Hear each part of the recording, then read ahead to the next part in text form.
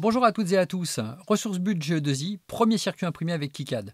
Alors, il s'agit de la version de KiCad 6 et on commence par la saisie de schéma. C'est donc la seconde vidéo de ce cycle. Le schéma, c'est celui qui est proposé sur l'écran ici. Il s'agit de la conception d'un détecteur de présence de train miniature. Alors, lorsqu'on travaille avec un logiciel de CAO, on crée un projet. Alors, ce projet avec KiCad, eh bien, je vous propose de le créer maintenant. Donc, on va aller chercher KiCad. Alors, au niveau de l'installation, il n'y a pas de raccourci d'installer. Tout est dans le menu démarrer. Enfin, l'ancien menu démarrer. Pardon, KiCad 6.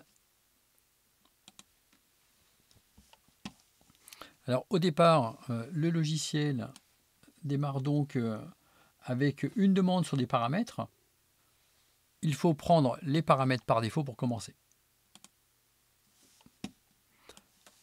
Donc voilà ce qu'on obtient pour l'ensemble du logiciel. Donc là, c'est le gestionnaire de projet de KiCad.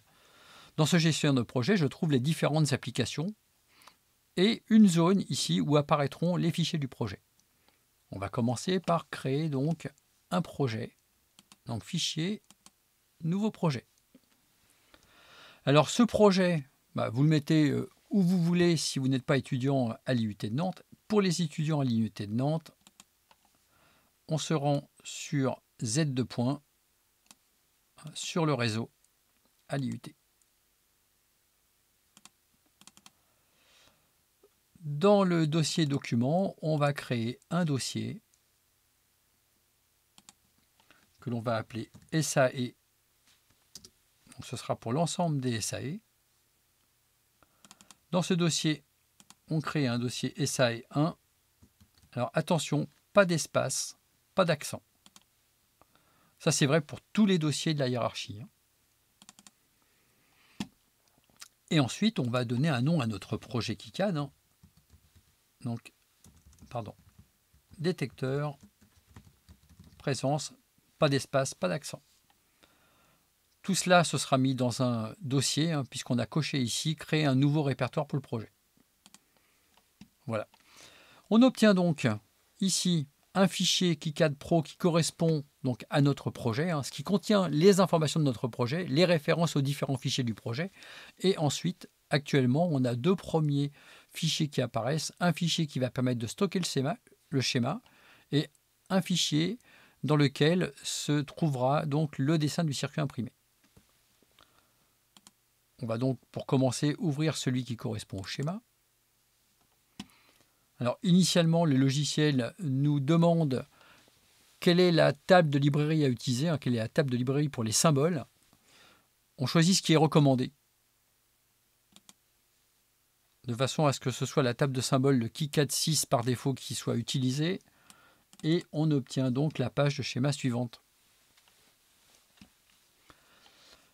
Bien, alors maintenant, il s'agit de saisir les différents éléments, et pour ça, on va retourner à notre présentation.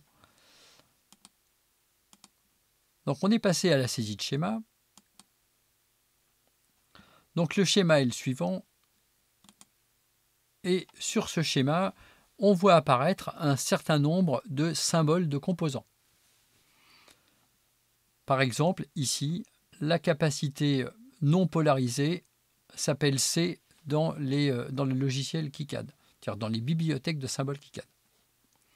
Et puis, on a comme ça l'ensemble des noms de symboles qui seront utiles pour dessiner l'ensemble du schéma. Alors, on va tout de suite basculer sur le logiciel de schéma.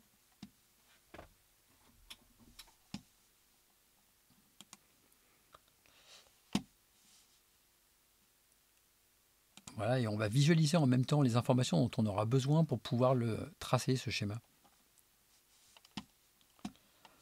Donc, le premier composant que je vous propose de placer, c'est le composant qui correspond donc au connecteur. C'est pas très pratique, j'arrive pas à passer par-dessus. Donc le connecteur, il s'appelle con_01 croix 03. Donc ici, on reprend la table de bibliothèque par défaut.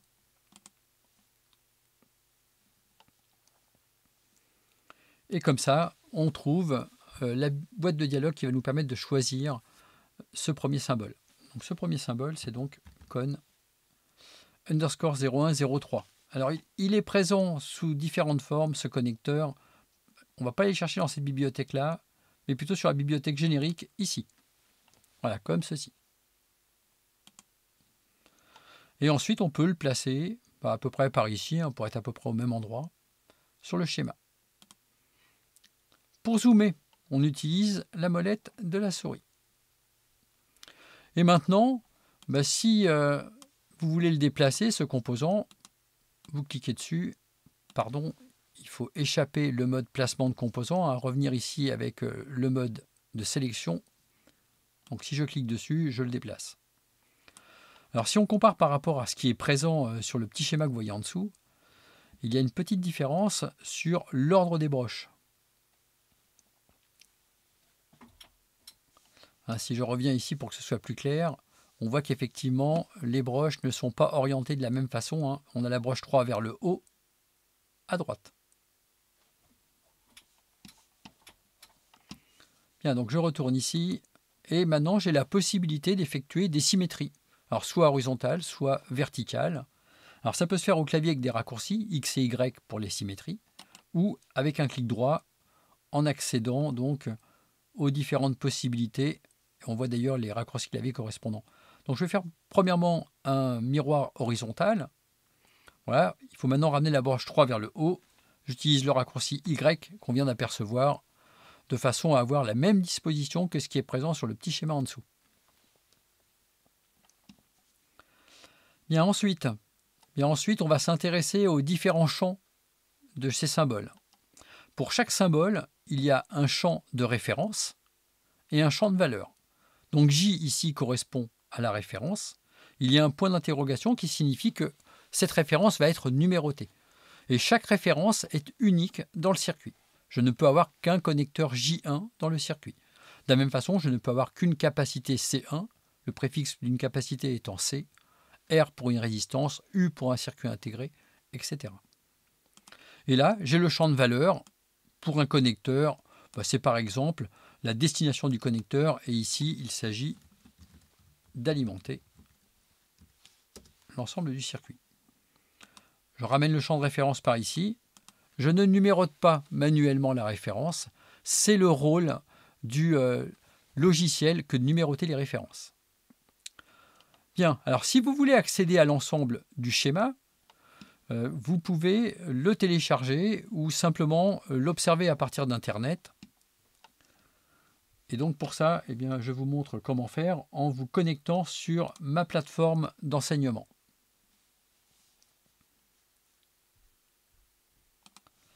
Donc sur ma plateforme d'enseignement, que vous atteignez en tapant ge2i.fr. Attention, ce n'est pas le .eu habituel, la plateforme elle est sur le FR. Bon, tout ça, ce sera fusionné plus tard, mais ce n'est pas le cas pour l'instant. Donc là, on voit quels sont les cours disponibles, sachant que l'électronique 1A est vraiment assez balbutiement.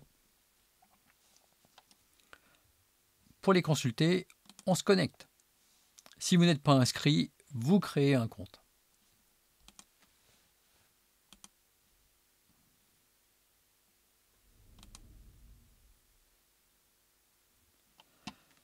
Bien, donc voilà, une fois connecté, on va donc aller sur la page d'accueil.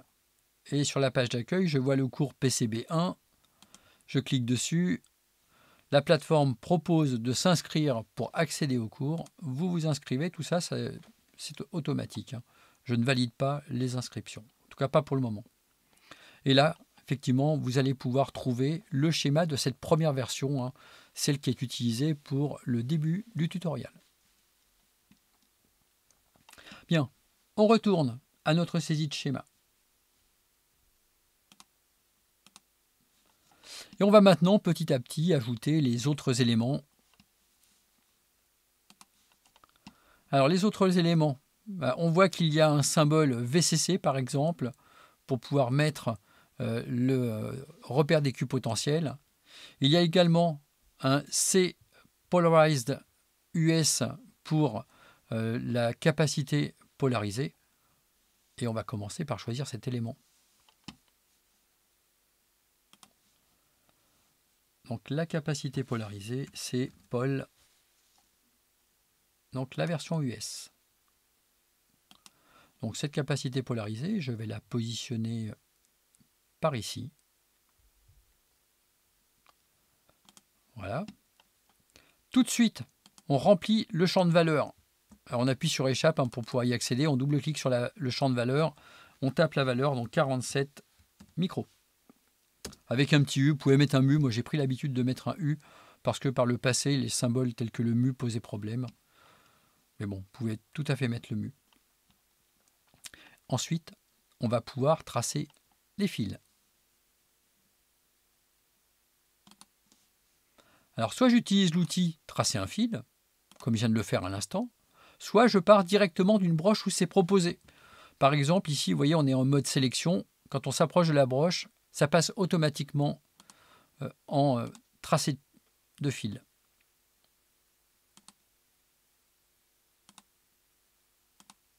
Alors, on évite d'arriver de façon perpendiculaire à une broche. On met toujours un petit bout de fil comme ceci. Parce que vous le verrez par la suite, quand on veut déplacer un composant et avoir quelque chose qui s'organise plutôt bien, on a intérêt d'avoir fait ça. Donc, j'évite de tracer comme cela. Voilà, ça j'évite. Je passe toujours au-dessus. Si maintenant je veux déplacer le composant, quand je clique dessus, hop, il se déplace et je peux l'emmener.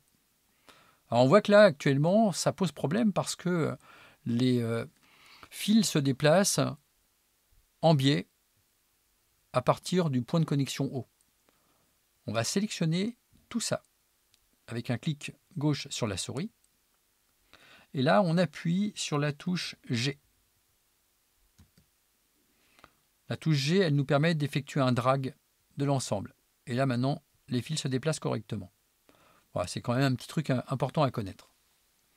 Bien, à partir de là, vous avez les éléments essentiels pour pouvoir tracer le schéma. Alors, je vais quand même le tracer avec vous pour l'ensemble parce qu'il y a une petite particularité au niveau de l'amplificateur opérationnel et son alimentation. Donc là, je rajoute les connecteurs, pardon, les capacités dont j'ai besoin, donc capacité non polarisée. Donc cette capacité, on va la placer ici. Symétriquement, on en placera une en dessous. Hop, j'échappe, je mets la valeur de la capacité, 100 nanofarad. On va la décaler un petit peu pour avoir de la place. Voilà. On la copie, donc CTRL-C, CTRL-V pour copier. Et puis on essaye de mettre ça à peu près symétriquement. Voilà. Et puis là, on va pouvoir effectuer le tracé comme ceci.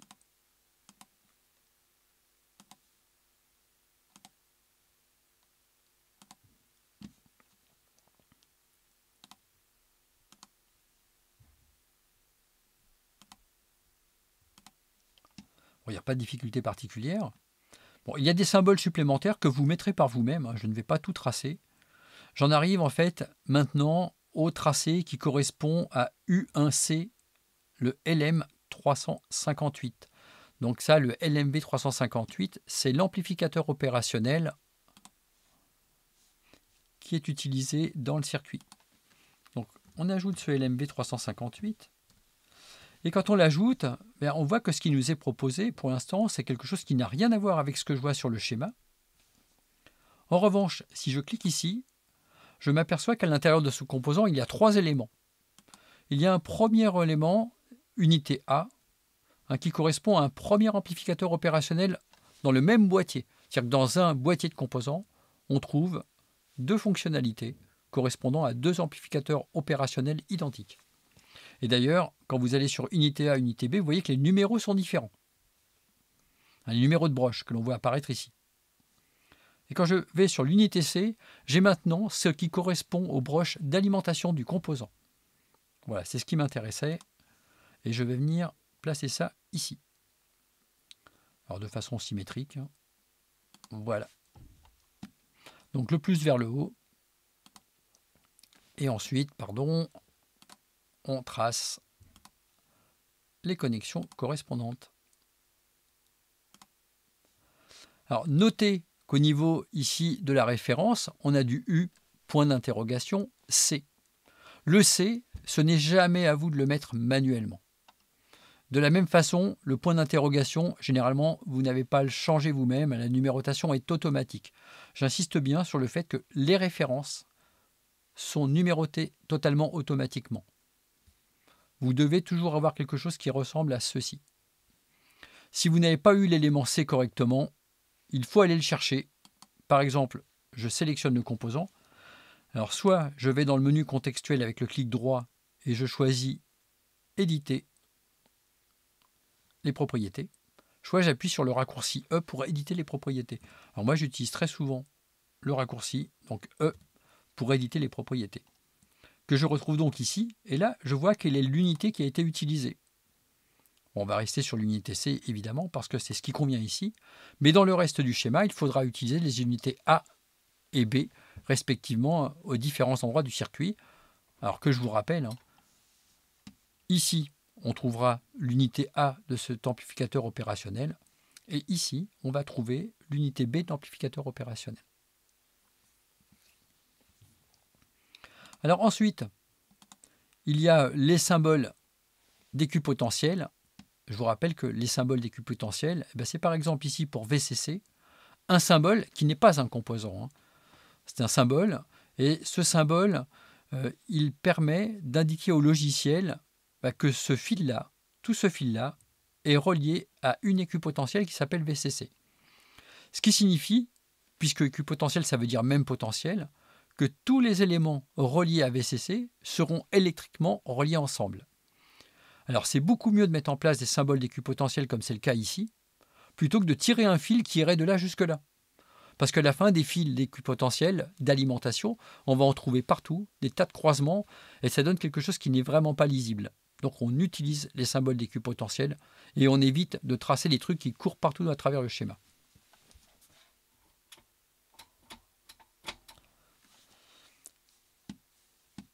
Bien, donc pas de modification.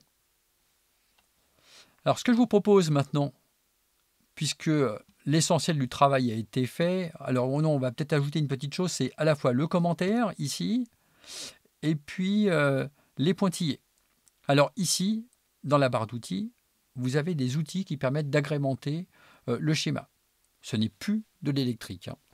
Donc pour agrémenter, je peux tracer par exemple ici un rectangle, voilà, comme ceci.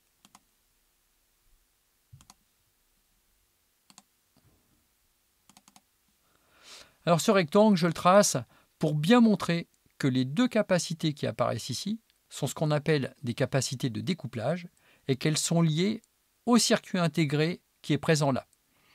Ça veut dire par la suite, on le reverra, que ces capacités devront être placées à proximité immédiate des broches 4 et 8 de ce circuit intégré. Sur le circuit imprimé, on devra les placer vraiment très proches de ces broches-là. Ça, c'est ce qu'on appelle des capacités de découplage.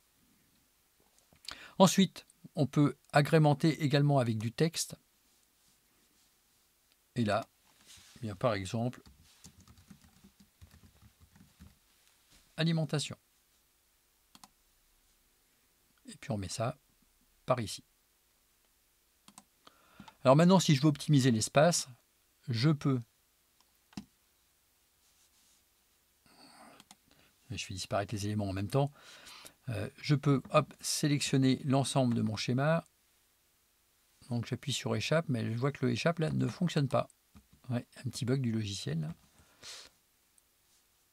Voilà. Et je peux évidemment déplacer l'ensemble comme ceci. Alors là, laisse un petit peu de place pour les autres symboles. Voilà. Bien. Eh ben, c'est la fin de cette première vidéo sur la saisie de schéma.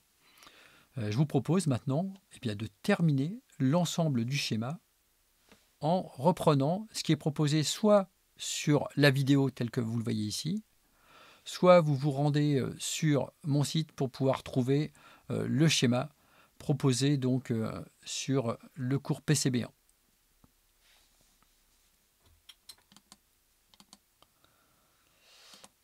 Voilà, donc c'est la fin de cette vidéo. Si vous l'avez apprécié, vous avez le droit de mettre un petit pouce bleu. Je vous rappelle que vous pouvez vous rendre sur la plateforme ge2i.fr pour voir le schéma. Vous y retrouverez également les vidéos. Et même à terme, vous y retrouverez les vidéos avec des questionnaires qui pourront apparaître à différents moments de la vidéo, en surimpression sur la vidéo. Voilà. À bientôt pour de nouvelles vidéos.